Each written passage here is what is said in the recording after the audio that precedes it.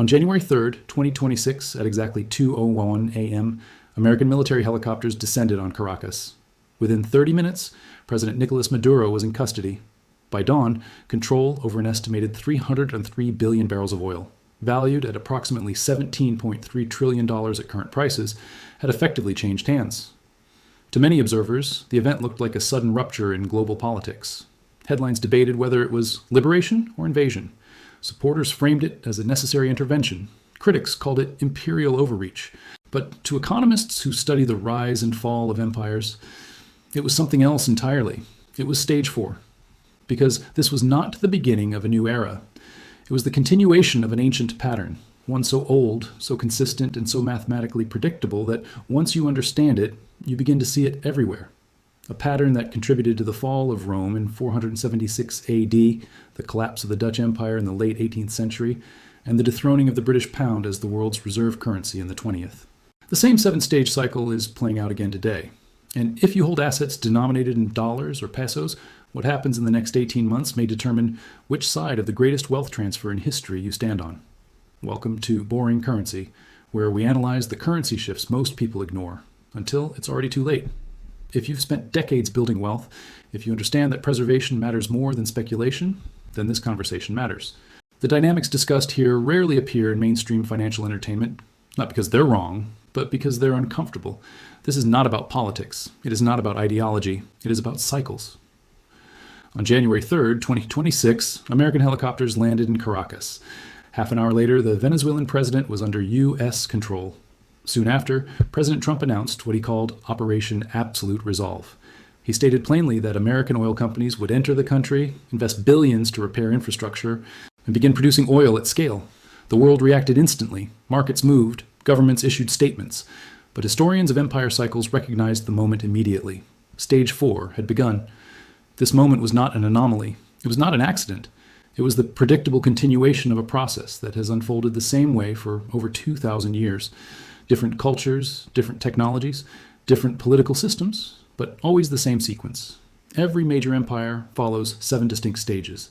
Stage 1 begins with sound money. Real value backs the currency. Gold, silver, or tangible assets with intrinsic worth. Trust forms naturally, trade flourishes, capital flows in, productivity expands, innovation accelerates, wealth is created through real economic output rather than financial manipulation. This is the golden age, when empires rise on solid foundations. From this wealth, stage 2 emerges. The empire begins to expand. Infrastructure grows. Public works are funded. Education systems develop. Healthcare improves. Social programs expand. The middle class grows larger and more prosperous. Quality of life improves across society. At this point, expansion is still funded by genuine productivity. But gradually, something subtle shifts. The empire begins spending more on maintaining prosperity than on creating it. Consumption starts to outpace production, not dramatically at first, but steadily. The imbalance is easy to ignore because the system still appears strong. Then, stage 3 arrives. To maintain its global position, the empire must project power. Trade routes must be protected. Overseas military bases must be maintained. Alliances must be defended. Conflicts, often distant and complex, drain resources at an accelerating pace. Costs rise faster than revenues. Taxes increase, but never enough to close the gap. At this moment, the empire faces a choice. It can reduce spending, it can default on obligations, or it can debase its currency. History shows that empires always choose debasement. In ancient Rome, officials shaved silver from coins. In modern economies, governments print money. The mechanism changes, but the effect is identical. More currency chasing the same amount of goods. Inflation begins, not explosively at first, but persistently. Initially, this seems to work. Bills get paid, systems keep running, markets remain calm. But beneath the surface, trust begins to erode. Foreign holders of the currency notice the shift. Quiet diversification begins. Capital slowly moves elsewhere. Then stage 4 arrives and acceleration begins. At this point, the empire recognizes that its currency is losing credibility. So it does what empires have always done at precisely this stage. It goes after hard assets, natural resources, strategic materials, energy reserves, anything with intrinsic value. Military operations increasingly resemble resource acquisition. Regime change becomes a mechanism for controlling oil, minerals, shipping lanes, and infrastructure. Official narratives emphasize security, democracy, or stability, but beneath the language lies a single objective: acquiring real assets to support an increasingly hollow financial system. This is where the United States now stands. Venezuela possesses the largest proven oil reserves on Earth, approximately 303 billion barrels.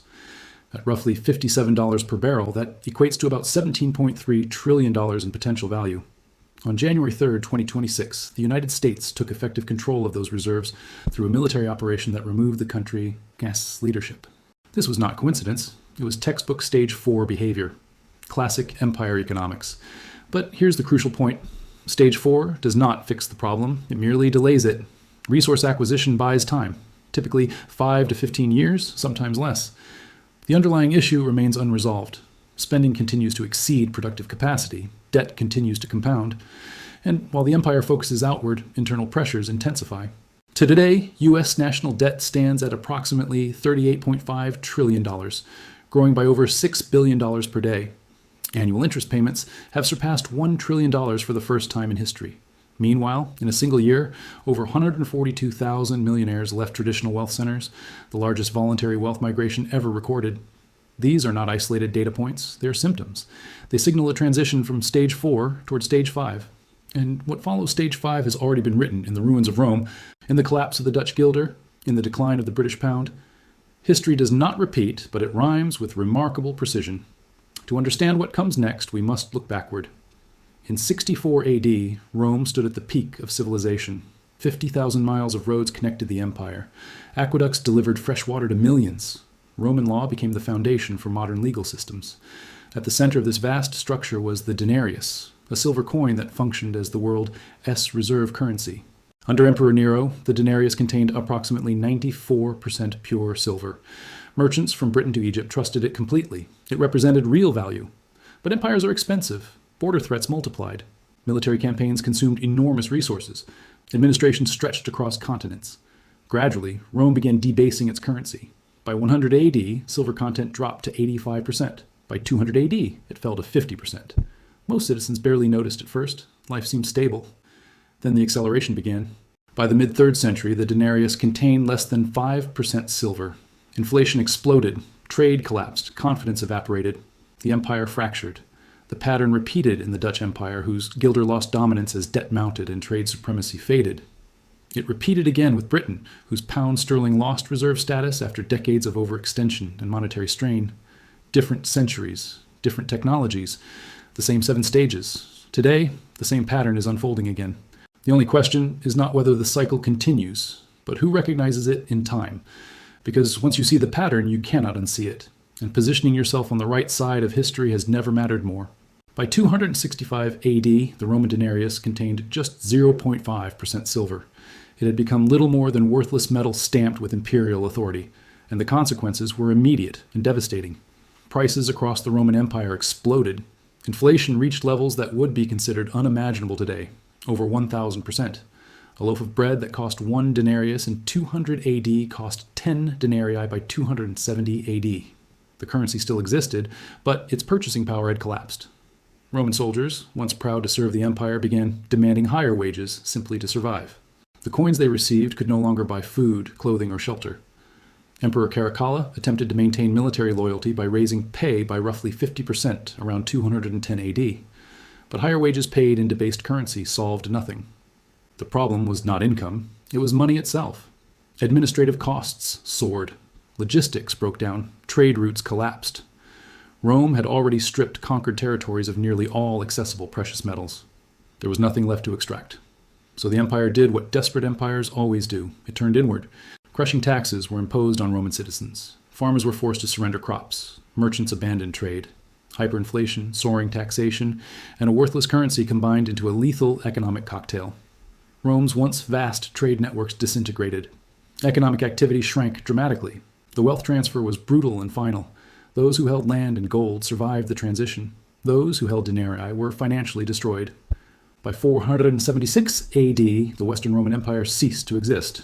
Now move forward 13 centuries. Amsterdam, 1650 AD. The Dutch Golden Age was in full bloom. The Dutch guilder had become the world's first truly modern reserve currency. Global commerce flowed through Amsterdam's canals. Ships arrived from Asia, Africa, and the Americas, unloading spices, silks, metals, and goods from every corner of the known world. At the center of this system stood the Dutch East India Company, the most valuable corporation in human history. worth an estimated $7.9 trillion in today's terms. The Dutch dominated shipping, finance, and trade. They invented the modern stock market. They pioneered advanced banking systems and international credit instruments. Amsterdam became the financial capital of the world. But empires are expensive to maintain. Colonial possessions stretched across 4 continents. Naval fleets had to be maintained to protect trade routes. Wars, alliances, and internal governance demanded constant spending. By the early 1700s, the Dutch were overextended. Debt mounted rapidly. Internal conflict followed. Tensions grew between provinces, between political factions, between the wealthy elite and the working population.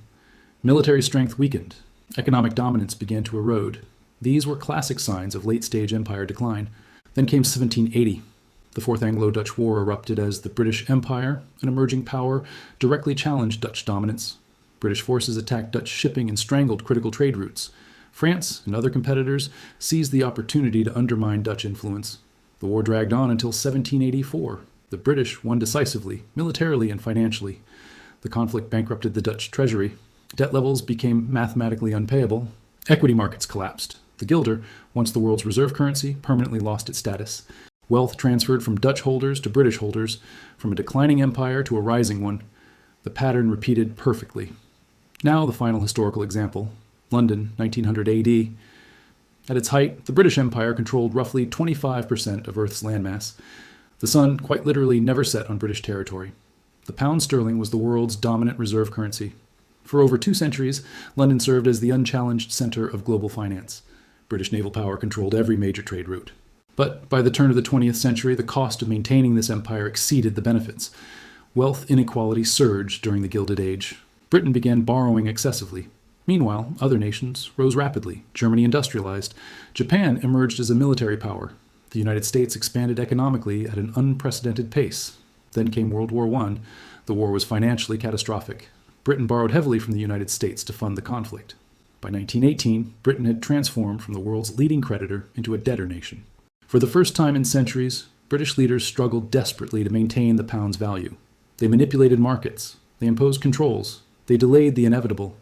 In 1931, Britain was forced to abandon the gold standard. The pound was devalued. Still, the empire clung to its status. World War II drained even more resources. By 1944, at the Bretton Woods Conference, the truth became undeniable. The US dollar, backed by roughly 2/3 of the world's gold reserves, became the new global reserve currency. Britain did not surrender easily. Through colonial and political pressure, Commonwealth nations were encouraged to hold sterling balances for reasons of loyalty rather than economics, but the math could not be escaped. In 1967, the pound was devalued again, losing 14% of its value overnight. It took more than 20 years for the transition to fully complete. For British citizens, the decline was slow, painful, and devastating. Those who held pound-denominated assets watched their purchasing power evaporate. Those who diversified into dollars and hard assets preserved their wealth. The wealth transfer was complete. 3 empires, 3 different centuries, different technologies, enemies, and political systems. Yet the same 7 stages, the same fiscal mathematics, the same inevitable outcome. And now, that same pattern is unfolding again, this time with the United States. On August 15th, 1971, at 9 p.m. Eastern Time, President Richard Nixon appeared on national television and made an announcement that would echo for generations. I have directed Secretary Connolly to suspend temporarily the convertibility of the dollar into gold. With those words, the gold window closed. The Bretton Woods system ended, and the United States entered stage 3 of the empire cycle. Most Americans watching had no idea what had just happened. They did not realize their country had just followed the same path as Rome in the 3rd century, the Dutch in the 18th, and the British in the 20th. The debasement stage had arrived, and once that stage begins, the remaining stages follow with mathematical certainty. To understand how, we must trace the American trajectory. In 1944, at Bretton Woods, stage 1 was established perfectly. 44 nations gathered in New Hampshire. The dollar was pegged to gold at $35 per ounce. All other currencies were pegged to the dollar. The United States held the majority of the world's gold reserves. This was sound money. Real value, tangible backing. Trade flowed through dollar-based channels. American manufacturing dominated global markets. Innovation accelerated. The middle class exploded. Prosperity was genuine, built on real productivity. From 1945 to 1965, stage 2 unfolded. America expanded. Social Security grew. Medicare and Medicaid were created. The interstate highway system connected the nation. Public education expanded rapidly. Initially, these programs were funded by real economic growth, trade surpluses, and manufacturing dominance. Quality of life improved across income levels. The American dream became reality for millions, but costs were rising faster than publicly acknowledged. Military bases spread across more than 80 countries. Foreign governments noticed. France, under Charles de Gaulle, began exchanging dollars for gold. They understood the math. By 1971, the United States had more dollars circulating globally than gold to back them. The system was unsustainable, so the gold window closed. The dollar became a pure fiat currency, backed by nothing but faith in government authority. This was the modern equivalent of Rome shaving silver from coins. Inflation followed. During the 1970s, the dollar lost roughly half its purchasing power. Yet the dollar survived because of one crucial development. In 1974, the petrodollar system was created. Oil would be priced exclusively in dollars in exchange for U.S. military protection. Every nation needed dollars to buy energy. Artificial demand was created. This extended stage 3 by decades, but it did not eliminate the cycle. Now, stage 4 acceleration. From 2003 onward, military interventions increasingly aligned with resource control. Iraq, Libya, Syria, and now Venezuela. Official narratives differ. The underlying pattern does not. History is not repeating, but it is rhyming with precision. And those who recognize the pattern early are the ones who preserve their wealth when the cycle completes. This is textbook stage 4 behavior. Resource acquisition through military force. History is unambiguous on this point. When empires reach this stage, they attempt to compensate for internal financial decay by acquiring hard assets abroad. But the reality beneath the headlines tells a different story. Venezuela's oil infrastructure is devastated. Years of underinvestment, sanctions, and mismanagement have reduced production to a fraction of its former capacity. Independent estimates suggest it would require roughly $180 billion and at least 15 years of sustained investment to return Venezuela to peak output levels. Even if that effort were successful, Venezuela would still account for less than 1% of global oil supply. This does not alter America's fiscal trajectory in any meaningful way. It is a bandage, not a cure, a delay, not a solution. Stage 4 is now undeniable. But the real danger lies not in stage 4 itself. It lies in what is happening simultaneously. Between 2025 and 2026, stage 5 is beginning to emerge. In 2012 alone, an estimated 142,000 millionaires relocated internationally, the highest number ever recorded in human history. This is not tourism. This is not lifestyle optimization. This is capital flight. Wealthy individuals are sensing systemic instability and moving assets to jurisdictions perceived as safer, more predictable, and more asset-friendly. The primary destinations are telling: the United Arab Emirates, Singapore, and similar nations, offering zero or low income taxes, strong property rights, and political stability. At the same time, the dollar-ADS share of global foreign exchange reserves has declined steadily, from roughly 71% in the year 2000 to about 59% by 2023. This is not collapse, it is erosion. Countries are actively diversifying. China and Russia increasingly settle trade in yuan and rubles. BRICS nations openly discuss alternative settlement mechanisms. India purchases Russian oil using rupees. Bilateral trade agreements bypass the dollar entirely. Confidence is not shattered, but it is cracking. This is early stage 5 behavior, the moment when belief in the system begins to fracture, not through panic, but through quiet, rational repositioning. And beneath the surface, something even more dangerous is forming. Stage 6, the fiscal trap. The United States national debt now stands at approximately $38.5 trillion, growing by roughly $6.2 billion per day. That is $255 million per hour, over $4 million per minute, nearly $8,000 per second. Interest payments alone are projected to exceed $1 trillion annually in 2026, for the first time in American history. That figure is nearly triple what it was just 6 years earlier.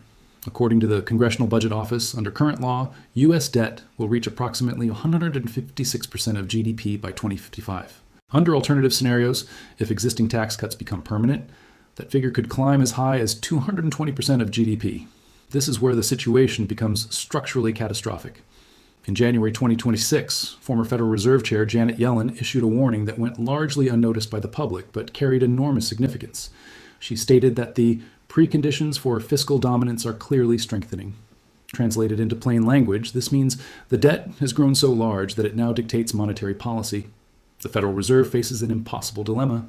If it raises interest rates to combat inflation, the cost of servicing the debt becomes unpayable. If it keeps rates artificially low to sustain debt servicing, inflation accelerates and the currency loses purchasing power. There is no good option. This is fiscal dominance, the point at which debt overwhelms policy flexibility. It is the hallmark of stage 6 in the empire cycle. The mathematics are unavoidable. The pattern is repeating with remarkable historical precision. Rome followed this path. The Dutch followed this path. The British followed this path. And now the United States is following the same trajectory. The operation in Venezuela is not the cause of this decline.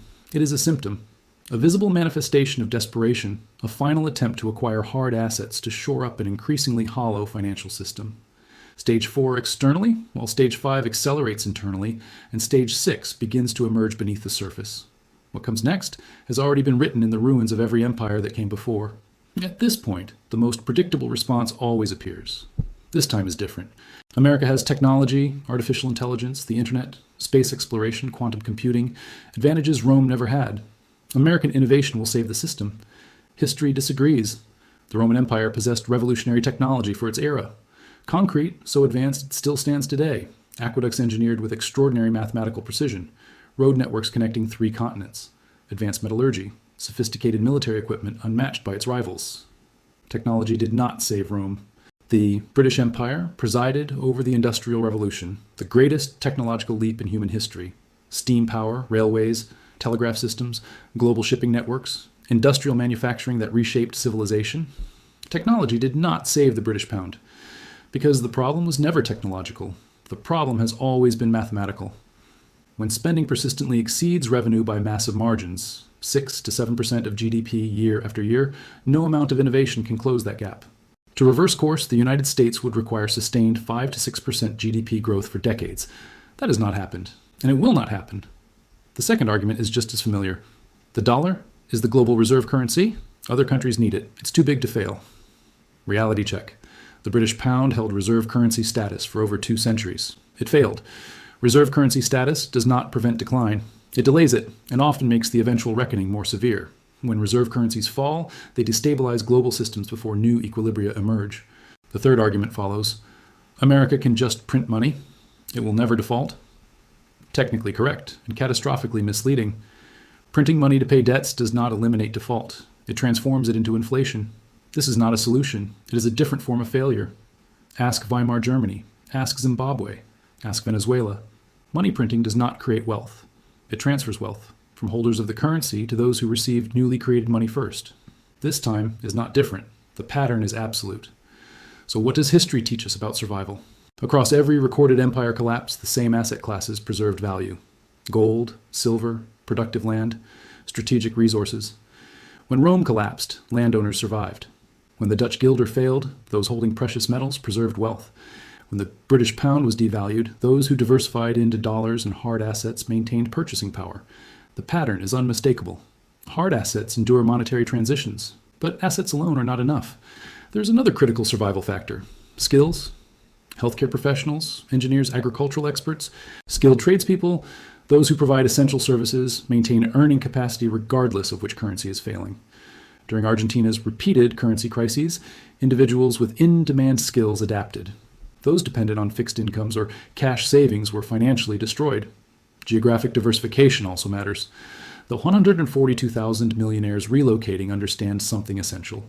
When empires enter late-stage decline, capital controls often follow. Wealth taxes, exit taxes, asset confiscation, optionality matters, second residences, foreign accounts, international business structures. These are not acts of disloyalty. They are rational responses to historical precedent. Currency diversification provides another layer of protection. The dollar may remain dominant for years, possibly decades, but its purchasing power is likely to continue eroding. Holding multiple currencies, especially those issued by creditor nations or tied to commodity production, reduces exposure to any single system's failure. History does not ask whether individuals believe the pattern. It only asks whether they recognize it in time. Every empire believed itself exceptional. Every empire believed the rules no longer applied. And every empire was proven wrong, not by ideology, but by arithmetic. The cycle is not ending because of Venezuela. Venezuela is simply where the cycle has revealed itself. Reducing concentration risk is essential. Holding exposure across multiple systems, such as the Swiss franc, gold-backed instruments, or selective non-dollar currencies, does not eliminate loss entirely, but it reduces dependence on any single financial structure. Diversification is not about maximizing returns. At this stage of the cycle, it is about minimizing irreversible damage. Yet the most common mistake people make when confronted with this information is doing nothing. They listen, they understand the logic, they see the data, and then they continue as if nothing has changed. This response is not ignorance, it is normalcy bias. The assumption that because something catastrophic has not happened yet, it will not happen at all. People tell themselves it won't occur in their lifetime, that someone smarter will fix it, that governments will intervene before things get too severe. History proves otherwise. Roman citizens did not believe their empire would fall. British households never imagined the pound would lose reserve currency status. Dutch merchants assumed Amsterdam would dominate global finance indefinitely. They were wrong, not because they were foolish, but because the forces driving empire collapse do not respond to belief or confidence. They respond to mathematics. The January 3rd operation in Venezuela is not the cause of the coming wealth transfer. It is a symptom of where we are in the cycle. When empires enter stage 4, they begin aggressively acquiring hard assets, oil, minerals, strategic resources, often through force. This is desperation disguised as strength. It buys time, but it does not solve the underlying problem. The fact that the United States felt compelled to seize control of oil reserves, valued at approximately $17.3 trillion, tells you everything about the fiscal condition of the system. If the dollar were truly secure, if the balance sheet were sustainable, if confidence were unshaken, such actions would be unnecessary. This is late-stage empire behavior, and the pattern is asserting itself exactly as history predicts. Here is the most likely sequence, based not on speculation but precedent. Over the next 2 to 5 years, expect accelerating wealth migration, rising inflation, increased currency volatility, and growing social tension. Over the next 5 to 10 years, the erosion of dollar dominance may become undeniable, potentially including partial loss of reserve currency status, stricter capital controls, and mounting pressure on sovereign debt markets. Over the next 10 to 25 years, history points toward a major monetary reset, either through hyperinflation, explicit default, or comprehensive restructuring of the global financial system. This is not a forecast, it is a pattern. The timing could compress if confidence breaks suddenly. It could stretch longer if the system is artificially propped up beyond expectations, but the direction is clear. So what should someone do with this information? First, educate yourself deeply. Study monetary history. Understand how empire cycles function. Learn to recognize the indicators rather than reacting to headlines. Second, diversify strategically. Avoid holding all assets in a single currency, country, or financial system. Concentration is efficiency in stable times and fragility in unstable ones. Third, develop skills that retain value through economic transitions. Essential services, healthcare, engineering, agriculture, skilled trades maintain earning power regardless of monetary regime. Fourth, build strong networks. Communities endure crises better than isolated individuals. Social capital often proves as valuable as financial capital during systemic stress.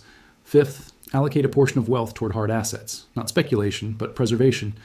History consistently shows that tangible assets hold value when currencies reset. Finally, stay informed in real time. The pattern is unfolding now. Venezuela is one data point. Watch what follows. Further resource acquisition, inflationary pressure, capital controls, and social instability. These are not random events. They are stages in a predictable cycle. We are living through one of the largest wealth transfers in human history. Most people will not recognize it until it is complete. They will trust the system, believe in exceptionalism, assume that things will work out because they always have before. History says otherwise. Every empire believed it was different. Rome believed it was different. The Dutch believed it was different. The British believed it was different. The pattern did not care. The pattern never does. There is a choice in front of everyone now. Understand the cycle and position accordingly, or ignore it and hope this time is different. But this time is never different. The window to act remains open, but it is closing. Every day, another $6.2 billion of debt is added. Every day, the margin for error shrinks. The pattern does not wait. The pattern does not negotiate. The pattern simply unfolds. The only question is which side of the wealth transfer you will be on, the side that preserved purchasing power or the side that trusted the system until it was gone.